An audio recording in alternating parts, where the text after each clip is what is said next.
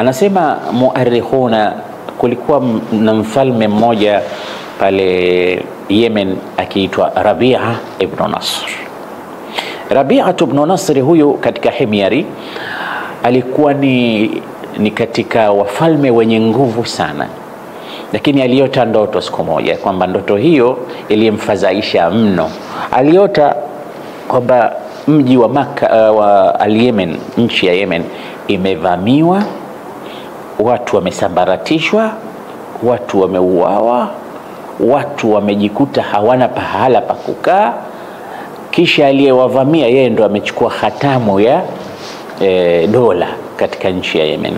Alipoamka alifadhaika sana Rabi'a ibn Nasr al-Himyari, akakusanya makuhani, waganga wake, wafasiri wa ndoto, akaambia nipeni tafsiri ya ndoto niliyoiona.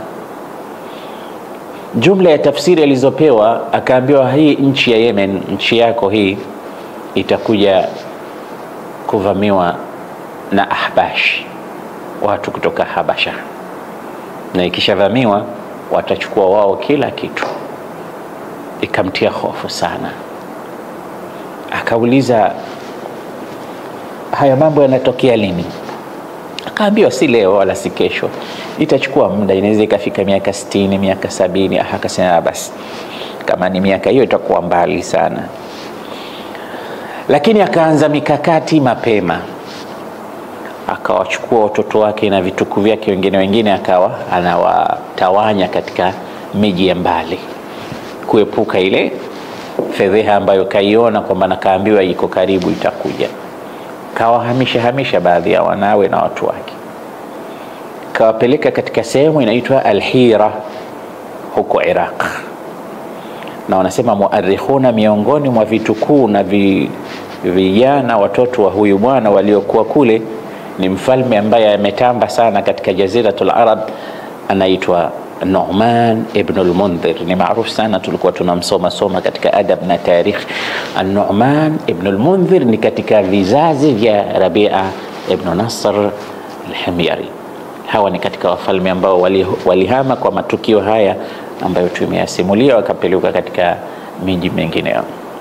Rabi'a ibn Nasr huyu akaishi katika ardhi ya Yemen, akaishi kisha baadaye akafa. Wakaja watoto wake. Miongoni mwa watoto wake alikuja mfalme very strong akiitwa Tubban Asad, ambaye huyu lile taji la Tubba ambayo tulizungumza ile title, wafalme wa Kirum wakiitwa Kaisar, wafalme wa Kisra Kifursi wakiitwa Kisra, wafalme wa Najashi wa Ethiopia wakiitwa Najashi, na wafalme wa Yemen walikuwa wakiitwa Tubba. Sasa huyu Tubba, hili jina hasa ndo ameliestablish yeye, likawa limemvaa. Wanasema alikuwa ni very rich person, alikuwa ni mtu mwenye kupenda sana kusafiri, na alikuwa amekamata vizuri uongozi wake. Tubban Asad miongoni mwa siku alikuwa anasafiri kwenda zake Syria, Sham, na baadhi ya watoto wake. Akafikia katika mji wa Yathrib. Yathrib ndo mji wa Madina ya bwana Mtume Muhammad sallallahu alaihi wasallam. Akamwacha mtoto wake pale, yeye akaendelea na safari kwenda Syria. Alipofika Syria akapata salamu huku nyuma kwamba mtoto wake aliingia katika mzozo na watu wa Madina na wakapigana na akauawa. Mtoto wake akauawa, waliomuua ni watu wa pale Yathrib. Yule bwana akarudi na hasira sana kutoka Syria, akaapa, akasema nitaumaliza na kudestroy mji huu kwa kumuua mtoto wangu tu, watakiona cha mtema kuni. Akaja zake Madina, akaanzisha na jeshi lake kubwa kutoka Syria, akaanzisha vita kali sana kuwapiga vita watu wa Madina. Vita viliendelea kwa siku kadhaa. Ulama utarikh wanasema wakati wa mapumziko ya vita, labda watu wanapigana mpaka jioni, kulikuwa kunatokea mambo ya ajabu ambayo si ya kawaida. Mambo gani? Watu wa Madina walikuwa wanawapelekea chakula watu wa Tubban Asad, jeshi lake. Sasa amiri jeshi ambaye ni yeye alikuwa anashangaa, watu tunapigana nao vita, alafu tukiwa tunapumzika wanatuletea chakula, inakuwaje? Wanakula na wao chakula, waone kwamba labda ni sumu au nini. Wanakuta kwamba hao watu wanatufanyia kweli ukarimu, alafu baadaye vita vinaendelea. Wakimaliza vita wanapelekewa chakula. Ikawa hili jambo linamshangaza sana, linamshughulisha huyu bwana, lakini haachi kuwapiga vita kwa sababu wachukue kisasi cha mwanawe. Akauliza watu wanaoishi pale, kaambia hapo pia watu ulama. Sasa katika maisha ya Madina kulikuwa na ahbar wa Kiyahudi ambao Mtume aliwakuta Mayahudi kama tulivyosema, Banu Nadhir, Banu Qainuqa, Banu Quraidha, walihama kutoka Syria wakaja zao wakaishi sana pale Madina, na baadaye wakaishi Khaybar na sehemu nyinginezo.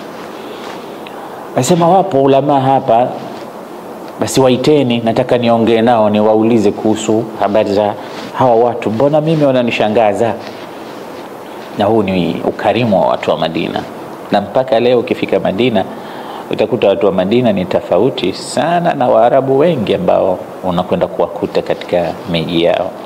Hata pale Maka kwenyewe utakuta hali za watu wa Maka na hali za watu wa Madina zinatofautiana na tabia zao. Wale Mayahudi wanachuoni wawili wa Kiyahudi walipokuja kukutana na mfalme yule Tuban Asad, akhbiruni an hali ahli hadha albalad, hebu nielezeni watu hapa Madina na huu mji namna ulivyo, na mimi nataka kuumaliza huu mji. Wale wakamwambia usipate shida, huu mji huwezi kuumaliza, huwezi kuangamiza. Huu mji una historia kubwa. Historia gani? Nasema innahu mahjaru akhiril anbiya. Huu mji katika Taurat tunaona kwamba ni mji ambao itakuwa mahamio ya mtume wa mwisho. Mwenyezi Mungu anamtuma mtume katika watume wake wa mwisho, atakuja kuhamia katika mji huu. Wewe mji upo huu, hutaweza kuumaliza, hutaweza kudestroy. Kwa hiyo hapa ulipofika ushapigana nao sana, na watu unawaona walivyokuwa wakarimu, jeshi lako lenyewe linakula chakula chake, achana nao. Kafika pahali yule bwana akasikiliza nasaha zao Mayahudi wawili, lakini katika kuwadadisi sana akawapenda. Ni ulama na unavyojua Mayahudi wa mwanzo na Wakristo wa mwanzo lam yubaddilu shay'an. Watu walikuwa katika track, hawakupinda pinda. Mafundisho ndo yale yale ya Nabii Musa, isipokuwa wachache walioenda kinyume. Na hao watu walikuwa miongoni mwa watu wanaojua ukweli, na Mtume sallallahu alaihi wasallam wanamjua kwa sababu amebashiriwa katika Taurat na Injili, wa mubashiran bi rasulin yati min ba'di ismuhu Ahmad. Kwa vitabu vya kale vimemzungumza Mtume, yaarifunahu kama yaarifuna abnaahum. Walikuwa wanamjua sana Mtume kama vile wanavyojua watoto wao. Sifa zote za Mtume zimo katika Taurat na Injili. Kwa hiyo anamwambia wewe huwezi kufanya kitu hapa, bora uondoke. Yule mfalme hakutaka kuondoka peke yake, akasema nyinyi lazima niwachukue twende mkanifundishe namna gani hii dini na hizi Taurat na Injili, Mungu vipi kwa sababu hivi vitu mimi mara ya mwanzo kuvisikia. Akaondoka Madina akiwa pamoja na hawa ahbari al-Yahudi wawili, Hibr au Hibrani min ahbari al-Yahudi. Wakaja zao kutoka Madina mpaka Maka. Karibu na Maka likaja kabila la Hudhail, likakutana na huyu mfalme Tuban Asad. Wanasema muarrikhina, watu wa Hudhail walikuwa wanawachukia sana watu wa Yemen, na walikuwa pia wanawachukia sana Makuraish, kabila la Quraish. Walipomwona mfalme mwenye nguvu, mwenye jeshi wa Yemen ni adui yao, lakini wakataka kuwachonganisha na watu wa Makuraish ambao pia ni maadui zao na huyu mfalme. Wakamwambia mfalme, tunataka kukupa surprise ya zawadi kubwa, utaondoka nawe kwenda Yemen. Nini? Asema watu wa mji huu hapa wa Maka wana nyumba wanaiabudu. Ndani ya ile nyumba kuna kunuz min adh-dhahab laali, kuna mambo makubwa. Na kweli kulikuwa kuna dhahabu nyingi, kwa sababu wao wakiitakidi kwamba kuna miungu wao nini, watu wakija na mali wakizitia pale wanawapa miungu. Kwa hiyo nasema hii nyumba hii, yani Al-Kaaba, imejaa dhahabu, imejaa jawahir mbalimbali zipo hapa. Kwa hiyo kama unataka ukiwapiga vita tu watu, ukivunja ile nyumba utaondoka hapa mzito sana. Na hela ndio hela, dhahabu ndio dhahabu. Yule mfalme akasikiliza. Alivyoamua sasa na jeshi lake kutaka kwenda kuivunja Al-Kaaba na kuzipata zile lulu na dhahabu na fedha, wale wanachuoni wa Kiyahudi wakamzuia, wakamwambia unataka kufanya nini Tuban? Nasema hamjisikia hapa nimeambiwa kuna lulu, dhahabu, fedha, nataka kuzichukua. Anambia la tastati, innahum ma aradu illa halakak. Hawa waliokupa advice hii, waliokuonyesha, walitaka kukumaliza wewe. Ni kama kwamba irmi dhalimina bidhalimin, wao hawapendi watu wa Maka, lakini pia wewe hawakupendi na wanakutokomeza katika balaa hii. Ashrafu baitin ala alwujud. Unaona hii Al-Kaaba ni nyumba tukufu zaidi katika dunia ya Allah subhanahu wa ta'ala, na ukienda kuivunja ile, wallahi utapata balaa. Usije ukafanya ulichoambiwa. Sasa nifanyeje? Anasema unachotakiwa kufanya kwenda kuitufu ile nyumba, kuiheshimu, kuizunguka, lakini si kuivunja. Mbona nyinyi hamtufu wala hamzunguki? Mnaniambia mimi sisi ni ahbar, sisi ni ulama, sisi tukifanya jambo watu na wao wanatufuata. Sisi hatutufu kwa sababu ile Al-Kaaba imezungukwa sasa na masanamu, watu wanaabudia vitu vingine sio kwa Allah. Kwa hiyo kama tunafanya kitu sisi, watu watakuwa wanatuona sisi ndo kudwa.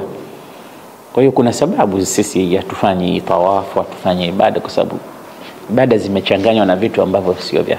Lakini wewe ni mfalme, wewe si kama mwanachuoni, wewe mambo yako ni tofauti na sisi. Kwa hiyo kama unaenda kutufu na watu, wewe kaitufu, itukuze ile nyumba, lakini usivunje. Basi akachukua nasaha za wale watu wawili kama advisor wake, chief advisor, akatufu Al-Kaaba. Watu wa Maka wanafurahi, wanaona mfalme wa Yemen leo yupo pamoja nasi, anatufu Al-Kaaba, anaitukuza nyumba yetu. Na baada ya tawafu usiku amelala, akapata ndoto mfalme Tuban Asad. Baada ya ndoto ile kuiona, na ndoto ilikuwa ameota anaivisha Al-Kaaba nguo. Al-Kaaba ilikuwa matofali tu, anaivisha nguo Al-Kaaba, kiswatul Kaaba. Aliwaamka akaivisha nguo ya sufi Al-Kaaba. Ni mfalme na ana uwezo mkubwa. Watu wakafurahi. Siku ya pili akaota ndoto nyingine tena, anaivisha ndoto Al-Kaaba nguo ya kitambara ghali kuliko kile kilichovishwa mwanzo, kitambara cha sufi. Wanasema kana yulbisu Al-Kaabata, alikuwa akivisha kiswa ghali min al-Yaman, anaikivisha kitambara cha fakhri ya kitambara. Siku ya pili akakitafuta kitambara ghali kuliko sufi, akakishona vizuri, akaivisha Al-Kaaba. Muarrikhina wanasema huwa yu'tabaru awwalu man kasa Al-Kaaba, mtu wa mwanzo kuivisha nguo Al-Kaaba ni huyu bwana mfalme wa Yemen Tuban Asad. Katika history kuanzia hapo ikawa Al-Kaaba inavishwa tena. Zile nguo zilikuwa zikivishwa Al-Kaaba hazivuliwi, yani inakuja nguo juu ya nguo, nguo juu ya nguo, nguo juu ya nguo, mpaka ilifika pahali ikawa imelemewa ile Al-Kaaba kama itaanguka kwa maguo yaliokuwa juu yake. Ikawa sasa ikivishwa nguo zile nyingine zinatolewa, na mpaka leo Al-Kaaba inavishwa nguo. Kuna siku maalum, nadhani mwaka mara moja au mara mbili inabadilishwa nguo ile, mara mbili au mara moja kama sijakosea, inavuliwa, inawekwa kitambara kingine kisafi, nyakati zile za haji na zile nyakati za Ar-Rabi' al-Awwal. Watu wanaendelea kuivisha ihtiraman li hadha albayt, kwa kuiheshimu na kuitukuza nyumba ya Al-Kaaba. Tuban Asad baada ya kutufu Al-Kaaba akarudi zake Yemen. Sasa wakati anarudi Yemen, alirudi na hawa ahbari al-Yahud. Nataka nikupe picha vipi Uyahudi ulienea katika nchi hizi.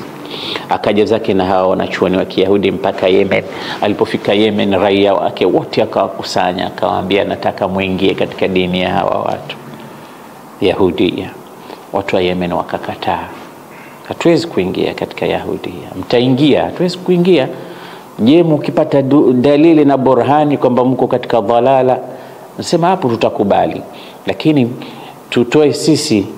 Walikuwa kiabudia moto katika chumba fulani, moto umewashwa kwa kweli, ukifungua mlango ule moto unatoka. Ukafika pahali wakasema ikiwa tutakwenda kutahakamu fima bainana katika chumba kile moto ule, tumuombe Mungu mtu ambaye dini yake ni ya batil aunguzwe na moto, aliyekuwa katika haki abakie, moto usimguse. Wakaridhika. Mahibri wa Kiyahudi wale wakaenda wakasimama mbele ya mlango, makuhani wao wale wakaja wakasimama mbele ya mlango. Mlango ulipofunguliwa moto ukawa unakuja. Makuhani wakakimbia, wale Mayahudi wakabakia pale pale. Wanajua kwamba sisi tuko katika haki, tunamwabudu ilahan wahidan la nushriku bihi shay'a. Wale walipokimbia watu wao wakaanza kuwalaumu, mbona mmeondoka, mmetukimbia, mmetuaibisha, hala thabattum, tuone nani yuko katika haki. Siku ya pili wale wakakubali, wakasema leo hatukimbii. Moto ulipotoka ukawaunguza makuhani wale Mayahudi wakabakia hawakuungua. Watu wote waliokuwa katika ile miji wakasema sasa sisi tutawafuata hawa Mayahudi. Hivi ikaenea Yahudia katika miji ya Yemen na baadhi ya Jazira al-Arabia. Lakini dini day by day zinakuwa watu wanabadilika, watu wanaharibu, watu wanafanya mambo ya ajabu ajabu. Ushirikina unarudi kama ilivyokuwa, ndivyo ilivyochukua nafasi hizo. Hata wakipata watu wasawa, baada ya muda wanapotoka wanarudia katika ushirikina wao. Tuban Asad baada ya maisha na yeye aliondoka, alikufa. Wakaja watoto wake waliowarithi. Watoto miongoni mwa watoto waliomrithi Tuban Asad ni mwanawe alikuwa akiitwa Hassan. Huyu Hassan, ulama utarikhi wanasema alikuwa na ghururi na kujiona kwa hali ya juu. Ilifika pahala katika mamlaka yake akauliza, kuna jeshi lenye nguvu zaidi katika ardhi kuliko la Yemen? Kuna watu wana ufalme una nguvu kuliko wangu? Akaambiwa ndiyo, Malikul Furs. Na Fursi wakati huo ndio ilikuwa giant katika zile dola zenye nguvu sana, mpaka kimshinda Rum, Imperatoria Romania zikishindana na Farisia.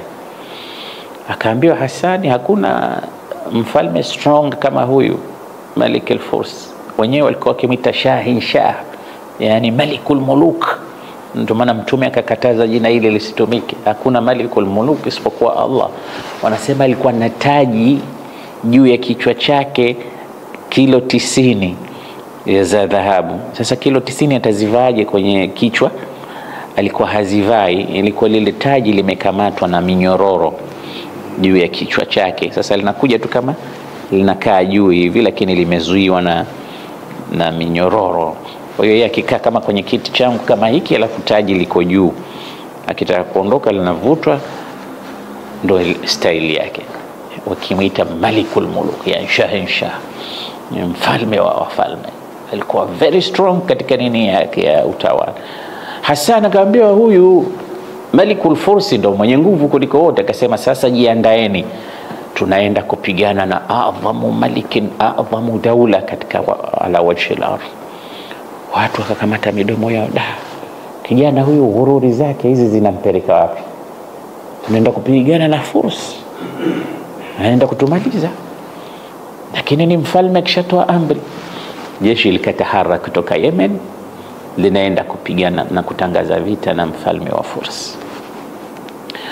Walipofika njiani, wanajeshi wenye akili wakala njama. Wasema, jamani, huyu kijana japo ni mfalme wetu lakini anatupeleka siko.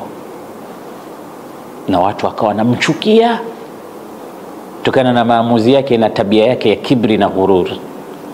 Sasa kila pale alipokuwa akienda katika msafara, ikipigwa mahema wakati wa kupumzika, watu wanapumzika, kila anayepita kwenda kwa mfalme lazima alikuwa anafanywa taftishi. Security ni kali kwa sababu anajua kwamba wengi wanamchukia kutokana na maamuzi yake. Kwa hiyo kule upekuzi ulikuwa mkubwa, haingii ndani mtu mpaka apekuliwe, isipokuwa ndugu yake akiitwa Amr. Yeye alikuwa anaingia tu kwa sababu huyu brother hawezi kufanya kitu chochote. Kwa hiyo wanajeshi wenye akili wakala njama, wakasema jamani, kuliko watu wa Yemen wote kupotea, waangamizwa kwa kibri na ghururi ya huyu mtu, bora tumwangamize yeye. Sasa tutafanyaje? Wakamtafuta ndugu yake ambaye akiitwa Amr. Kaambia Amri, wewe unaona ndugu yako huyu maamuzi yake ni very dangerous, amechukua maamuzi ya hatari, anataka kumaliza watu. Sisi tutaweza wapi sisi kupigana na force? Sasa tunakutaka wewe ummalize ndugu yako, alafu sisi tukubai wewe na tukuvoti kama mfalme wetu, turudi nyumbani, tutakwenda kusagwa sisi na mafursi. Akapewa maneno ndugu mpaka akakubali, kasema bora. Akaambia basi, akachukua kisu, siku yeye hapekuliwi, anaingia kwenye hema la ndugu yake, faqatalahu, akamuua kaka yake. Jeshi lote likarudi baada ya kujua kwamba shauawa yule bwana, vita tena havikuwepo, wakarudi zao. Akawa kiongozi ni Amr. Amr hakuwa katika hali nzuri baada ya kumuua mama kaka yake. Unajua kuua ni kitu kikubwa sana. Wanasema Waarabu, ya qatila ruh went ruh, mwenye kuua roho unakwenda wapi? Yani huna kwa kwenda, ile damu ile inakuandama tu.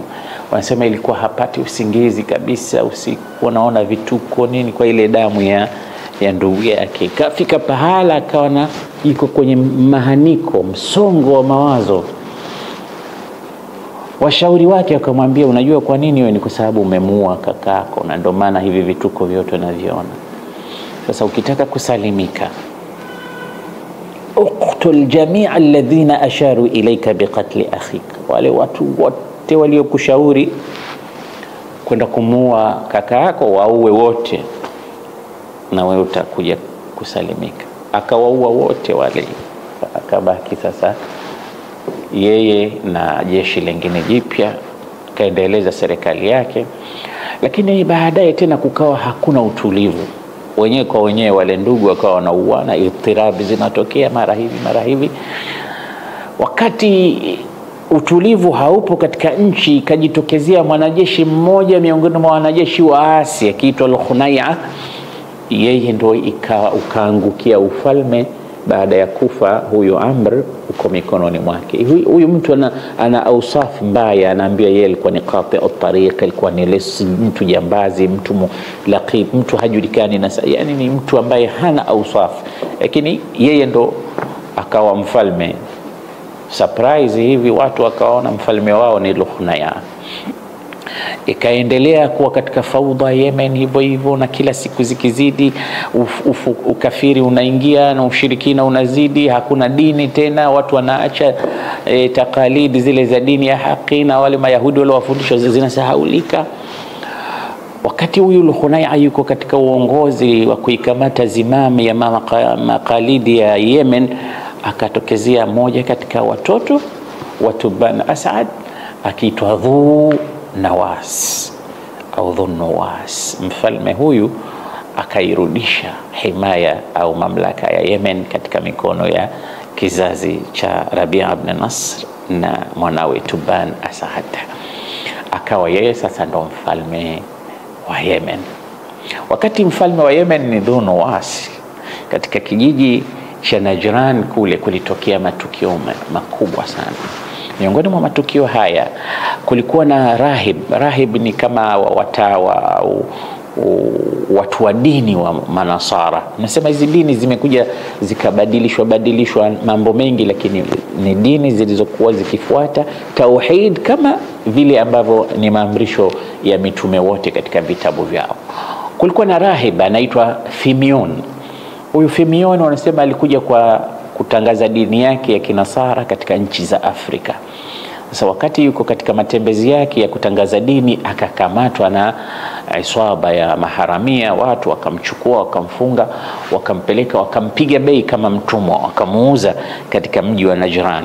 Akanunuliwa kule na bwana mmoja, ikawa kama mtumwa. Sasa wakati ameuzwa kama mtumwa, akawa si mtumwa wa kawaida au si mtu wa kawaida katika nyumba ya yule bosi wake. Akawa anamwabudu Mwenyezi Mungu mmoja, wahdahu la sharika la.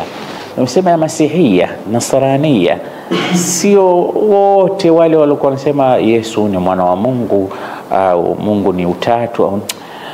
Wapo waliokuwa wako katika tauhid na wanatambua kwamba Allah ni mmoja. Mtume Musa, Isa ni mtume wa Mwenyezi Mungu, Isa ni mtume wa Mwenyezi Mungu, na anakuja mtume wa mwisho baada ya hao wote.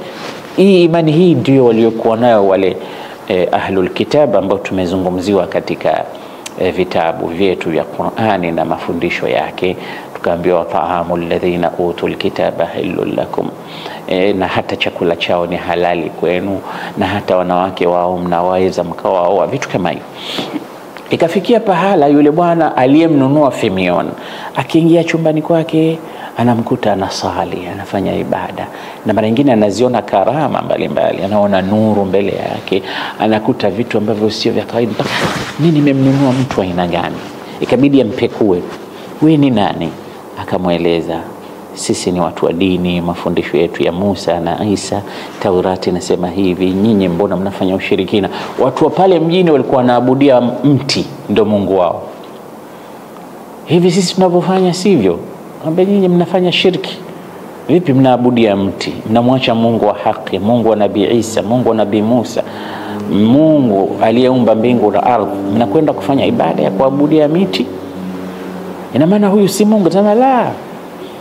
Araaita in ahlaka rabbi rabbak hal ta'bud rabbi? Akamuuliza bosi wake, je, Mungu wangu ninayemwabudu mimi akimaliza Mungu wako, wewe utakubali kumfuata Mungu wangu? Bosi wake akasema ndio.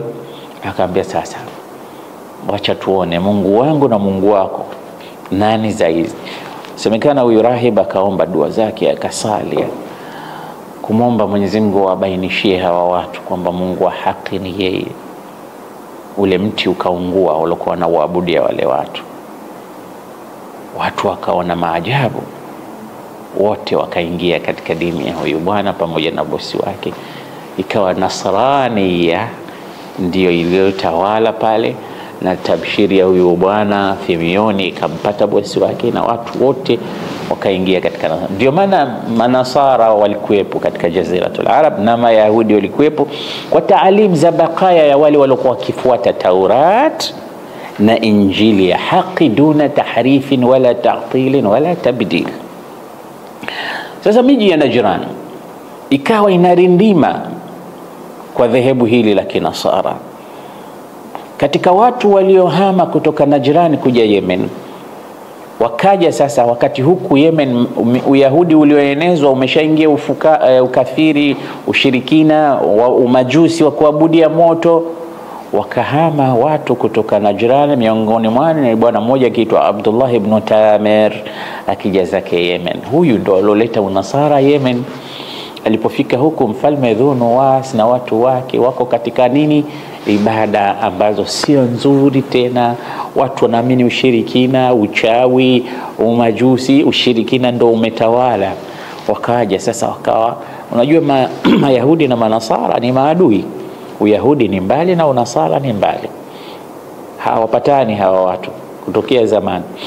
Sasa walipokuja hawa Manasara Yemen na Yahudia ndo wapo kule na washafanya taharifu zao, ikawa hawajitoi uhalisia wao kwamba sisi ni akina nani. Jambo pale mjini, njiani, wakati watu wanapita pita, anasema Mtume sallallahu alaihi wasallam, likatokezea daba inawezekana ikawa joka au mnyama mkubwa akawa kama amezuia njia, watu wakawa wanashindwa kupita. Yule kijana akasema, al-yawma a'rif, leo nitapata bayana kalamu ar-rahib wa kalamu as-sahir, ayyuhuma ahaq wa asdaq, maneno ya mchawi au ya huyu mwanachuoni wa Kinasara, ni nani mkweli katika? Leo nitajua. Akachukua jiwe akasema, Allahumma in kana kalamu as-sahir, in kana kalamu ar-rahib asdaqu wa ahabbu ilayka min kalam as-sahir faqtul hadhihi ad-dabba, ya Rabbi, ikiwa maneno ya huyu mwanachuoni yanapendeza zaidi kwako na ndio ya haki, basi ili nyama liue. Akachukua jiwe tu akampiga yule mnyama na yule mnyama kupizini. Akamwambia, kijana wangu, umefika katika level kubwa, wa saufa tubtala, sasa jiandae na maonjo mbalimbali, mitihani iko karibu.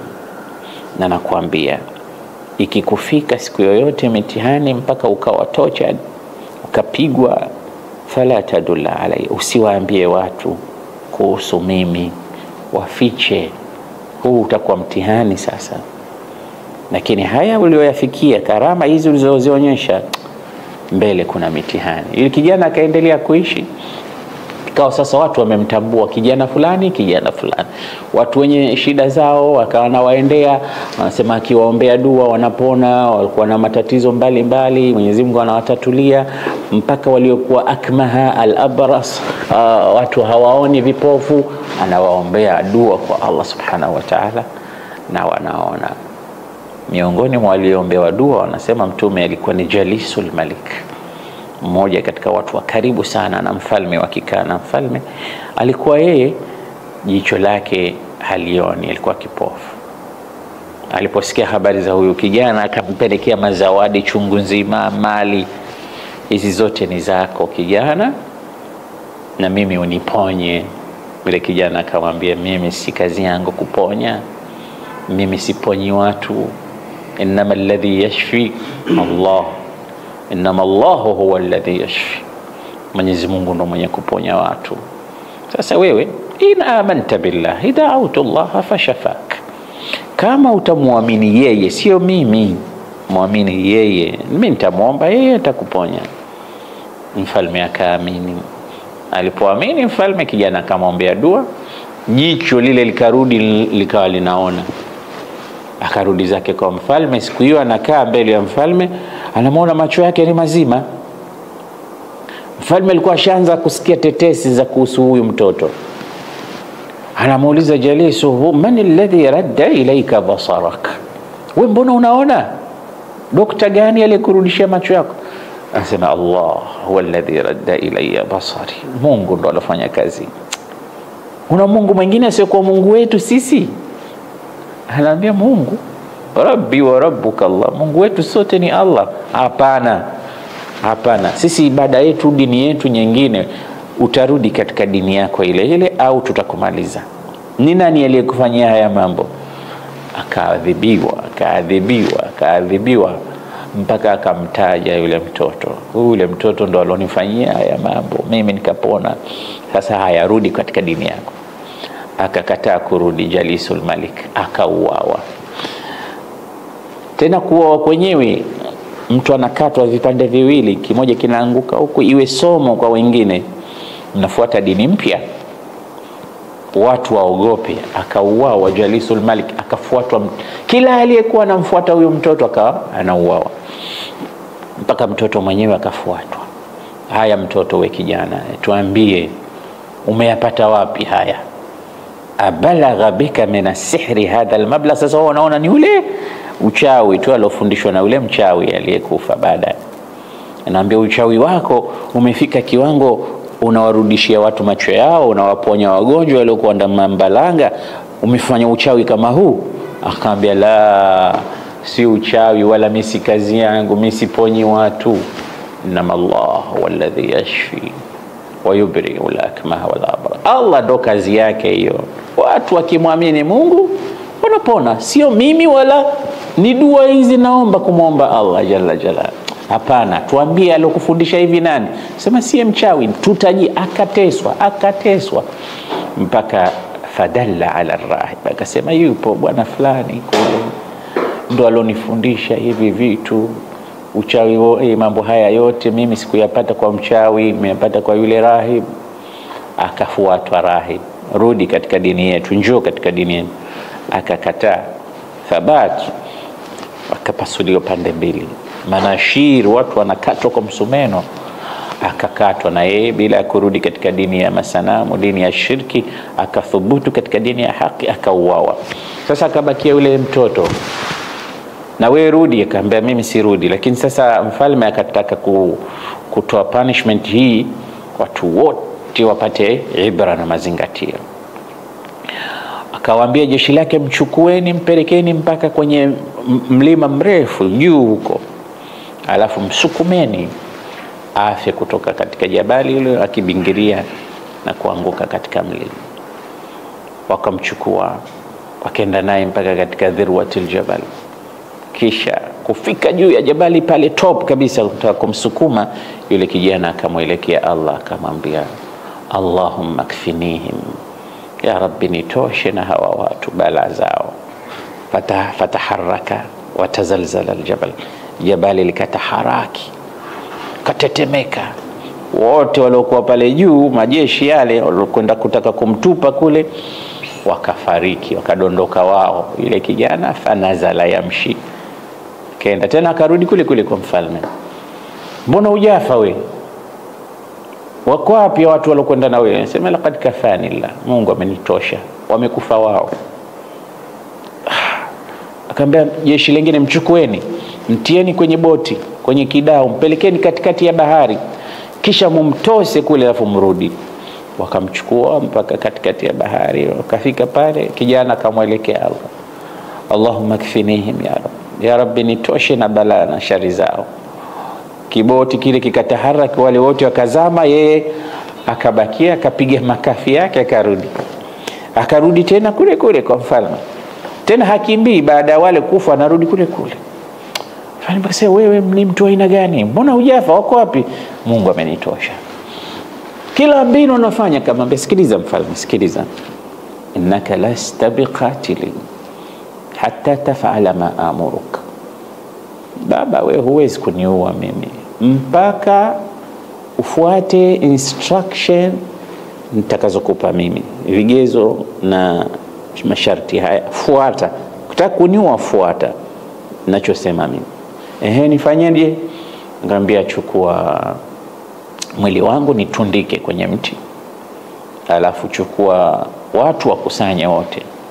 Wakati unaniua, chukua mkuki katika mikuki yangu mimi, ukinirembea, ukinichoma mkuki ile, sema bismillah rabbil ghulam.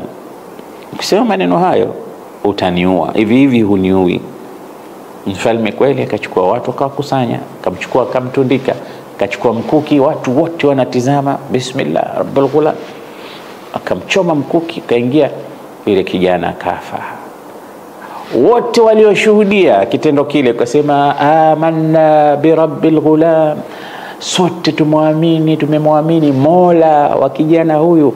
Mfalme hakuweza kumuua kijana huyu kwa hila zote alizozifanya, mpaka mwisho alivyomwambia fanya hivi, basi sote tumeacha dini ya mfalme, tumeamini dini ya kijana huyu. Watu wakamwambia, unaona sasa, ile leo ulikuwa ukiliogopa ndilo lilokuwa. Watu wote sasa wamekuacha, wamemfuata Mola wa kijana huyu, itakuwaje sasa? Asema watanitambua. Wakachimba mashimo sasa, jeshi lake na mfalme ukachimba mashimo, akhadid au ukhdudi zikachimbwa, ukawashwa moto. Akaba kila aliyeingia katika dini ya kijana huyu rabbul ghulam, mtieni katika moto. Watu wakawa wanaletwa makundi, utarudi katika dini? Hutaki? Sitaki, motoni. Wakati wa motoni, wanatiwa motoni. Anasema mpaka amekuja mama na mtoto mgongoni. Mama anataka kurudi nyuma kwa sababu ya mtoto. Mtoto mdogo huyu, dhambi kosa lake nini? Bora nikubali miungu hawa kumwokoa mtoto. inasemekana mtoto akasema, yuko mgongoni, mtoto mdogo hajaanza kusema, akasema ya umma innaki ala haq, mama nenda kama walivyokwenda wenzako, ingia wewe uko katika haq, wala usigatigati, ingia. Mtoto akasema, watu wakarushwa motoni. Muarikhina wanasema zaidi ya watu 20,000 waliosilimu, wote wakapigwa moto, hakurudi hata mmoja katika ukafiri. Allah kakisimulia kisa hiki katika Qur'an, anasema was-samaa'i dhatil buruj wal yawmil maw'ud wa shahidin wa mashhud qutila ashabul ukhdud an-nahri dhatil waqud idh hum 'alayha qu'ud wa hum 'ala ma yaf'aluna bil mu'minina shuhud wa ma naqamu minhum illa yu'minu billahi al-aziz al-hamid. Ashabul ukhdud ni hawa watu wa mashimo haya yaliyochoma. Kisa hiki sasa yote haya nimeyataja, inawezekana baadhi ya historia na ni mara nyingi sana katika tarikh hakuna ushahidi wa kisahihi, hakuna ushahidi kwamba hapa hizi hadithi ni sahihi au ni tarikh, ni historia juz'un kabirun, hatuwezi kutathabat ma sihhatu hadha, lakini zipo baadhi yake ni sahihi kama ambazo Mtume sallallahu alaihi wasallam amezizungumzia. Ni history, nataka tuje tukitengeze skeleton au mwili wa hili jambo letu la sira ambalo tunataka kwenda kuizungumzia sira ya bwana Mtume Muhammad sallallahu alaihi wasallam. Na muarikhina mara nyingi hawakufanya i'tina kubwa kama hii. Sio sheria ya halal na haram ukataka yani kila kitu kiwe ni sahihi ghayatu sihha. Mwisho wa siku ni history. Ukiingia katika janib ya history utayajua haya ambayo ninayozungumzia. Kuna watu wengine hawafahamu tofauti kati ya tarikh na fiqhi au upande wa alhalal na haram. Ala kulli hal, kisa hiki ndicho kisa cha ashabul ukhdud waliotajwa katika suratul buruj. Nini lengo la kuuawa hawa watu? Wa manaqamu minhum illa an yu'minu billahi al-aziz al-hamid. Hawakuwatesa, hawakuabudu isipokuwa tu wamemwamini Mwenyezi Mungu mtukufu. Walimwengu kataharak, 20,000 metupwa katika mashimo mahandaki, wameuawa. Wanasema ulama utarikh, kuna bwana mmoja anaitwa Daus dhu Thalaban. Huyu alipenya, akakimbia, akaokoka, hakuchomwa, akenda zake mpaka Sham, akenda akatoa habari. Watu wa kule Syria, Sham, walikuwa ni Kaisar wa Rom ambao wanadai ni Wakristo, ni Manasara. Ambia watu walikuwa katika dini yenu kule wa Manasara wamechomwa moto na mfalme wa kule. Mmekuja, mimi nimeokoka, nimeona kwa jicho langu. La arsaltum juyushan, kwa nini msichukue majeshi, na nyinyi dola zenu ni kubwa, mwende mkawapige vita wale watu, mchukue kisasi. Kaisar Rom wakati huo akamwambia, kutoka Rom mpaka kwenda Yemen ni mbali, nichukue jeshi hapa, gharama kubwa, siwezi nikafanya hivyo, lakini nitakusaidia.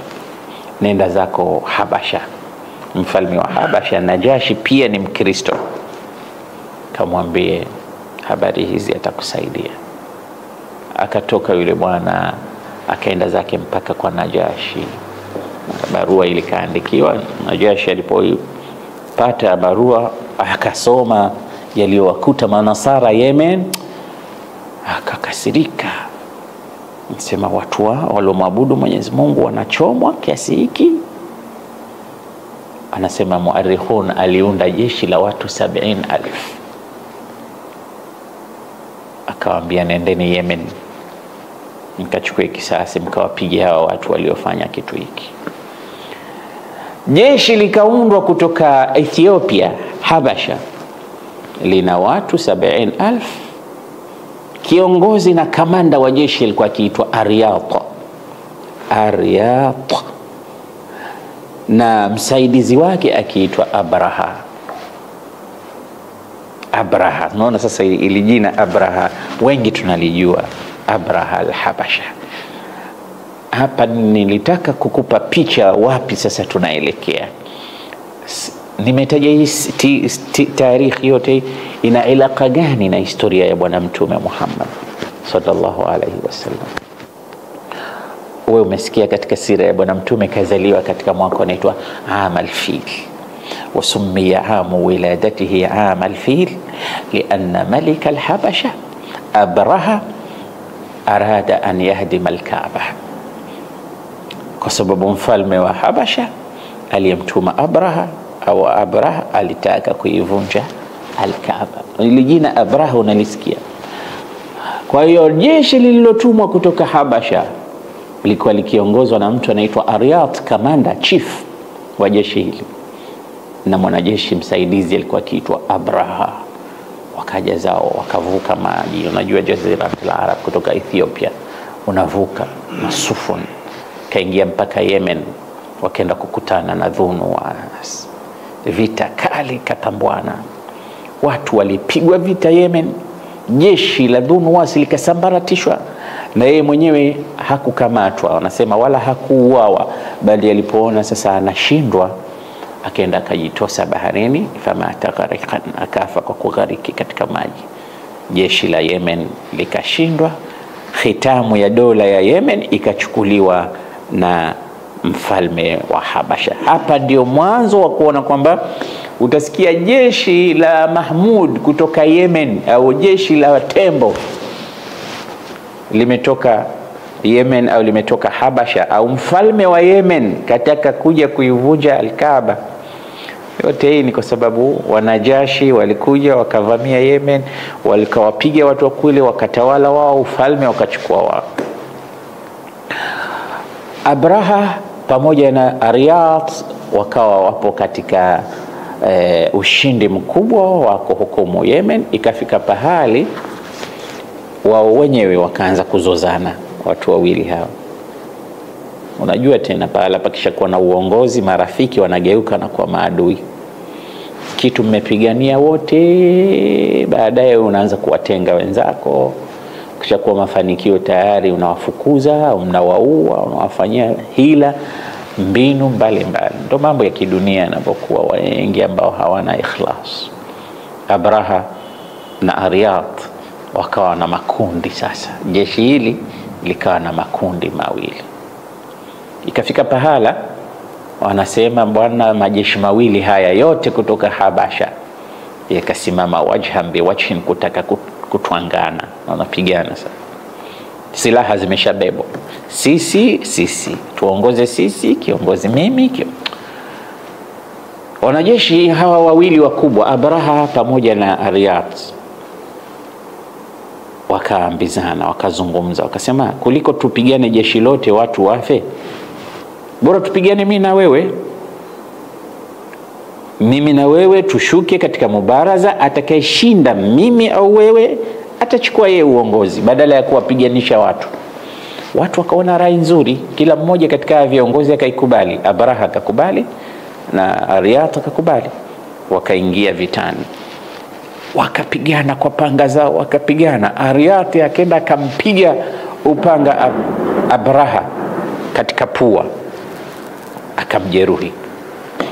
Ndio maana Abraha anaitwa Abrahatu al-Ashram. Ashram manake al-majruh, ndio jina la Ashram likatoka pale baada kujeruhiwa. Na mara nyingine mtu akishapata pigo anakuwa shujaa. Abraha alipojeruhiwa kwa upanga ule, akabadilika katika mapigano, akapambana mpaka akammaliza Aryat, akashinda. Abraha akawa yeye ndo kiongozi sasa. Watu wote wakambaye, wakamvutia, akawa kiongozi, mfalme wa Yemen. Baada ya kuwa kiongozi, ikawa ana dhulumu watu, anawafanyia watu ugaidi, anawafanyia watu ubaya. Mfalme wa Habasha mwenyewe sasa, mfalme aliyetuma ile jeshi, Najashi wa kule, akaapa, mimi nasikia huyu bwana anawadhulumu wenzake, na kapigana na wenzake, kamuua Aryat, kamanda wangu niliyemteua, kachukua yeye hitamu ya mambo. Akaapa akasema, nitakwenda mwenyewe Yemen, ni ukanyage mchanga wa Yemen. Nikifika nitampiga Abraha vita, kisha nitamnyoa nywele zake, ishara ya kumdhalilisha mbele ya watu. Abraha akazipata salamu kwamba mfalme wa Najashi, mfalme wao, kaapa. Ili bwana likatumia akili kidogo na hikma, akachukua mchanga wa Yemen, akamwambia kinyozi ninyoe nywele zangu. Akamtuma msafiri, safiri nazo, nenda Habasha, mpelekee bwana wangu An-Najashi, mwambie Abraha anakuambia hivi, hadha turabul Yaman wa hadha sha'ri, kiapo chako ulichoapa usijipe shida kwenda Yemen kukanyaga mchanga wake. Mimi nakuletea huko mchanga wa Yemen huu hapa, ukanyage, na nywele zangu ulizotaka kuzinyoa nimeshazinyoa mwenyewe, nakuletea. Huna haja ya kuja huko, yani mimi niko chini ya amri yako, usije huku. Ile roho yake Najashi kidogo ikarudi, kwa na huyu bwana kasalima. Basi sasa katika kutaka kuonyesha Abraha kwamba yuko chini ya amri ya mfalme, akatengeza kanisa kubwa kalita Qulais pale Yemen. Lengo lake anasema ile Al-Kaaba kule watu wanaoitukuza na nini, nataka wote mahujaji sasa wahamie huku, waje wawe wanahiji huku.